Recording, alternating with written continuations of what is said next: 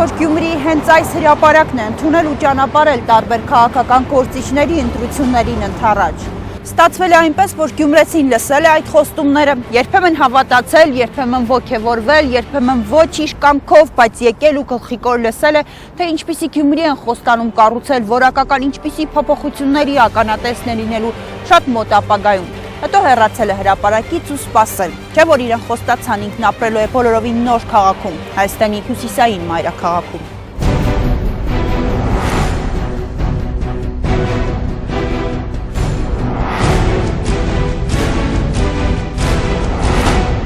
Արխիվի մեկ օրը հաղորդաշարի դիտակետում Սերժ Սարգսյան քաղաքական գործչի կերպարն է, ինչպիսին է եղել նրա գործունեությունը, տրված խոստումներն ու իրականությունը։ Փորձենք հասկանալ, թե տարիներ շարունակ նա ինչքան է գնահատել իր խոսքի արժեքը, հարգանքով է վերաբերվել արդյոք հայ ժողովրդին եւ նրան տրված խոստումները կյանքի կոչելու համար ինչ քայլեր է ձեռնարկել։ Մենք կներկայացնենք Սարգսյանի, գյումրեցիներին եւ Գյումրիին առնչվող խոստումները, հասկանալու համար, թե նրան ինչպես են ընկալել եւ ընկալում Գյումրիում որպես հանրապետական կուսակցության ղեկավար եւ երկրի նախագահի աթոռը արդեն 8 տարի շարունակ զբաղեցրած անձ։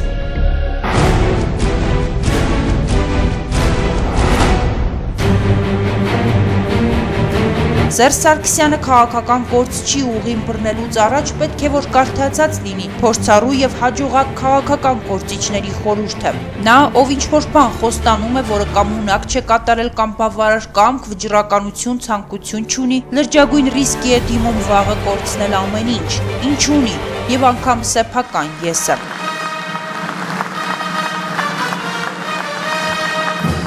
Այս ամբիոնին Սերժ Սարգսյանը կանգնել է մի քանի անգամ, գյումրեցիներին եկել է խնդրելու, համոզելու, որ ընտրեն իրեն, ընտրեն հանրապետական կուսակցությանը, որովհետև իրենք ունեն ծրագրեր, ունեն թիմ, որովհետև Սերժ Սարգսյանի կարծիքով իրենք գործի մարդ են, որովհետև քաղաքացու վստահության քվեն պետք է, որպեսզի գործի տնեն քաղաքական կամքն ու շենացնեն Գյումրին։ Դուք արդեն շատ ճարեր եք լսել, դուք արդեն շատ խոստումներ եք լսել։ Ես այսօր եկել եմ այստեղ, որպեսզի առանց նախաբանի ձեզնից խնդրեմ ձեր վստահությունը։ Քեզ համար Հայաստան, քեզ համար Գյումրի։ Հավատանք, որ փոխենք առաջ Հայաստան, դեպի ապահով Հայաստան եւ դեպի ապահով Գյումրի հորջորջող քաղաքական ուժի ղեկավարի հիշողությունը թարմացնելու համար թեժթենք արխիվի էջերը։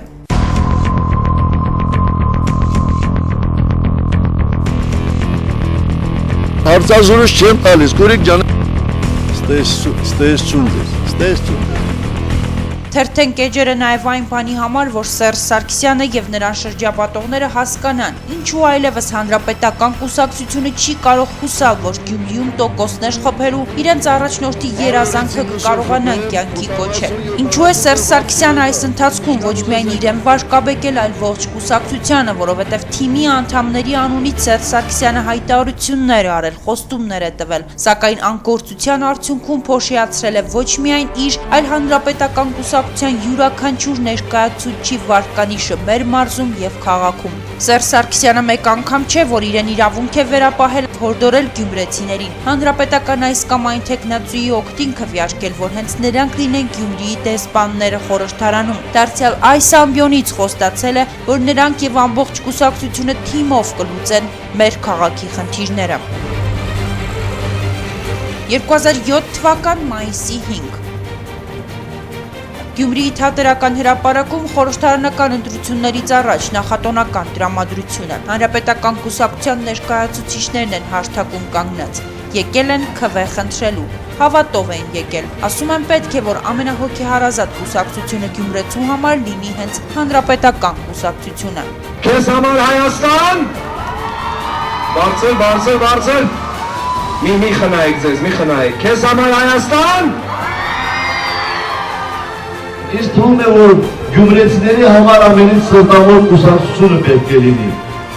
ՀՀԿ-ի անունից բանակցություններ է վարում ժողովրդի հետ Սերժ Սարգսյանը։ Ահա թե ինչ խոստացավ նա գյումրեցիներին դեռևս 9 տարի առաջ, երբ զբաղեցնում էր վարչապետի պաշտոնը։ Ես եկել եմ այստեղ, որպեսզի ձեզ խոստանամ, որ աշխատելու եմ գիշեր-ցերեկ, որ ծառայելու եմ ազնիվ, որ մեր թիմը ծառայելու է ժողովրդին եւ ծառայելու է լավ։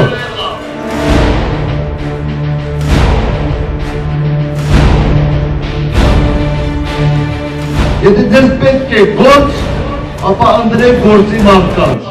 Տարբեր տարիների ցուցանիշներով ամենաաղքատ մարզային բնակավայրում նա հայտարարեց, որ կուսակցությունը նվազեցրել է աղքատության ցուցանիշը։ Մեր կառավարությունը 7 տարիների ընթացքում զբաղված է եղել հենց այդ խնդիրները լուծելով։ 4-5 տարի առաջ Հայաստանում աղքատությունը 56% էր։ Հիմա բոլոր միջազգային կազմակերպությունները համարում են, որ այն Հայաստանում հասել է մինչև 29%-ի։ Բայց ո՞վ է արել։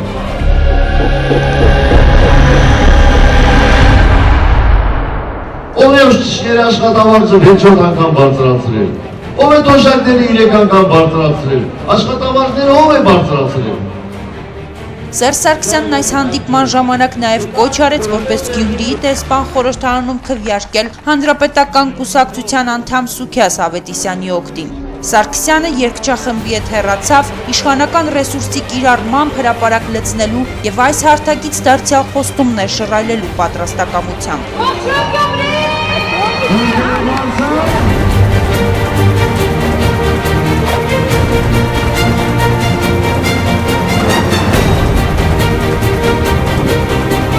Սերժ Սարգսյանը դարձավ երկրի նախագահ, խորհրդարանում հանրապետական կուսակցությունը ստացավ ձայների մեծամասնությունը։ Իսկ թե ինչ եղավ հետո, կարելի է ծանոթանալ ազգային վիճակագրական ծառայության պաշտոնական տվյալներն ուսումնասիրելով։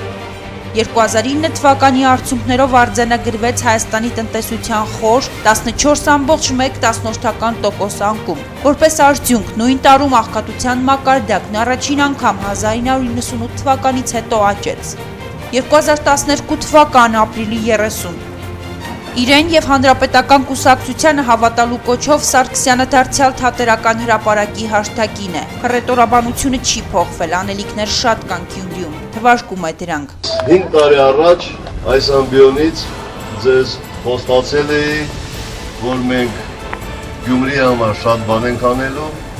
եւ որ Գյումրին վերջո դառնալու է Հայաստանի հյուսիսային մայրաքաղաք։ Ես հիմա ձեզ խոստանում եմ, որ ապագա 5 տարիների ընթացքում մենք մեր արածը կրկնապատկելու ենք։ Արածը կրկնապատկելու խոստում տված Սերժ Սարգսյանի գործունեության ընթացքում Գյումրիից մարզից արտագաղթի տեմպերն ավելի սաստկացան։ Եթե ոչ կրկնապատկվեց, ապա զգալի ավելացավ աղքատության մակարդակը մեր մարզում։ Եվ այսպես 2011 թվականին աղքատության մակարդակը երկրում կազմել է 35%, 2008 թվականին արձանագրված 27,6%-ի դիմաց։ Շիրակի մարզը պաշտոնական տվյալներով շարունակում է մնալ Հայաստանի Հանրապետության ամենաաղքատ տարածաշրջանը, որտեղ աղքատության գծից ցածր է բնակչության 47,7%-ը։ Գյումրիում նա հորդորում է մարդկանց քվեարկել հանրապետական ներառման Սահակյանի եւ Աշոտ Աղաբաբյանի օգտին։ Մեզ խոստանում է, նրանք խորհրդարանում լիարժեքորեն կներկայացնեն Գյումրին ազգային ժողովում։ Վստահ եմ, որ եթե դուք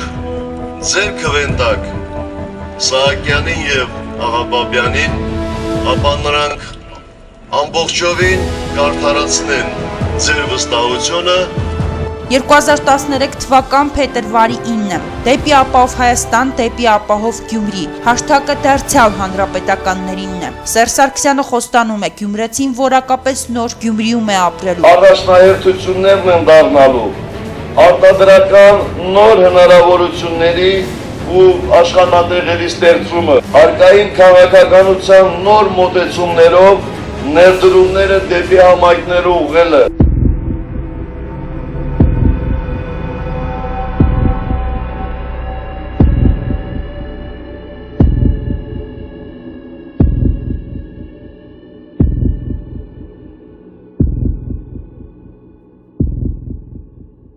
Քաղաքային տնտեսությունը կարգի բերելն ու քաղաքային համայնքին վայել ենթակառուցվածքների ձևավորումը։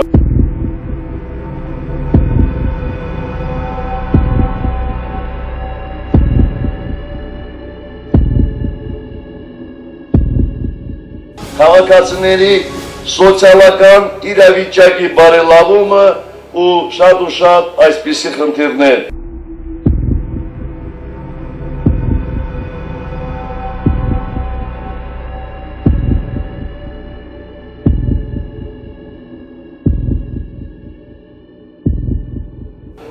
վստահեցնում եմ ձեզ, որ դա արդեն որակապես նոր Գյումրի է լինելու։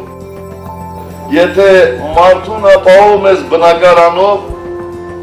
ու զուգահեռաբար հնարավորություն չես տալիս աշխատելու եւ արդյունքում մատնում աղքատության,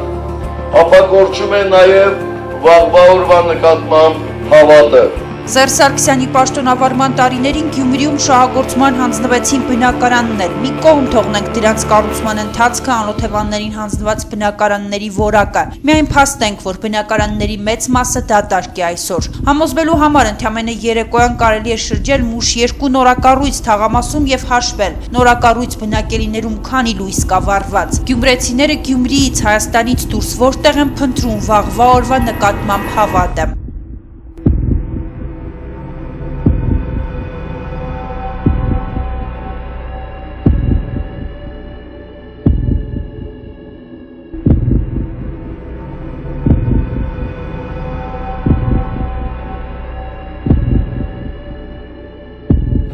Գյումրին պետք է դառնա մեր առավել արագ եւ դինամիկ զարգացող քաղաքային բնակավայրերից մեկը։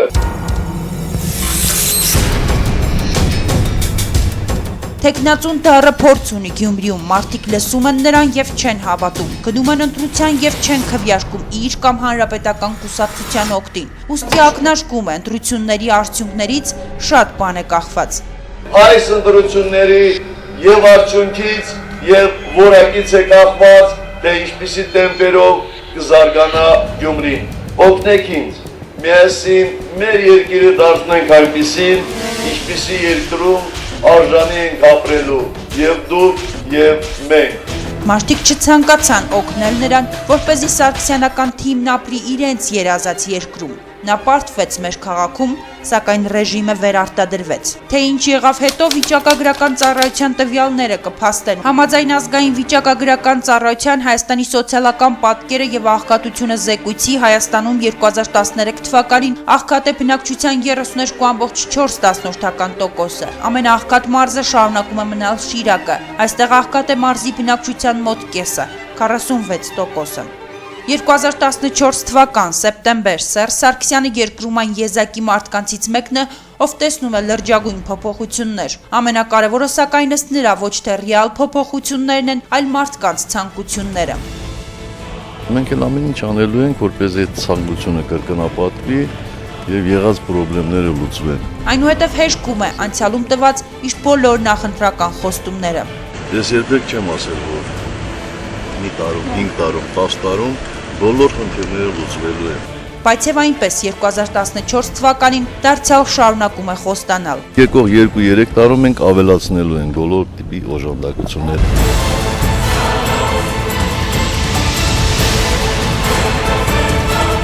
Եվ այսպես 2008 թվականին Շիրակի մարզում մշտական բնակչությունը կազմել է շուրջ 280,000, Գյումրիում մշտական բնակչության թիվը կազմել է 146,000, 2015 թվականին Շիրակի մարզում բնակչության թիվը նվազել է 35,000-ով։ Միայն Գյումրիից 2008-ից 2015 թվականների ընթացքում հեռացել է 28,000 մարդ։ Գյումրիում մշտական բնակչության թիվը պաշտոնական ուռճացված տվյալներով կազմում է 118,000 մարդ։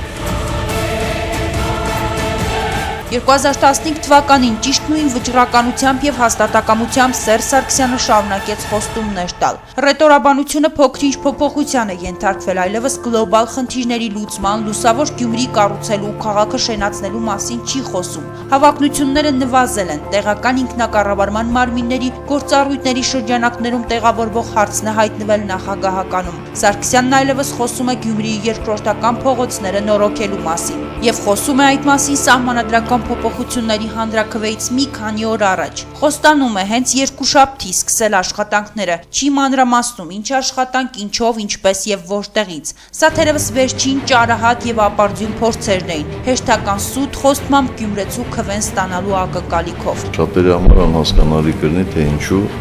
Գյումրիի փողոցները բարեկարգ չեն եւ ընդհանրապես Գյումրին ինչու չի գալիս վերջնական բարեկարգ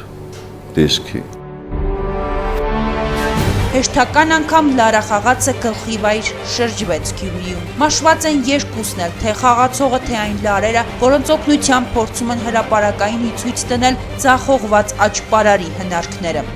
23 միլիոն եվրո գումարը փրկողակ է շատերի համար, սակայն գումարն ուշանում է։ Ազգային ժողովի ամբիոնից այս հարցը չբարձրաձայնեց ի բարօրություն ռեժիմի տարիներ շարունակ գործունեություն ծավալող եւ խորհրդարանում Գյումրիին Շիրակի մարզը ներկայացնող որևէ падգամավոր։ Գումարին սպասող գյումրեցիներին հուշեցին, գումարը տեղ կհասնի տարեվերջին միայն, եթե իհարկե չլինեն խանգարող հանգամանքներ։ Տարեվերջին փողոց չես նորոգի, բայց հրապարակում կանգնել ու շահարկել իհարկե հնարավոր է։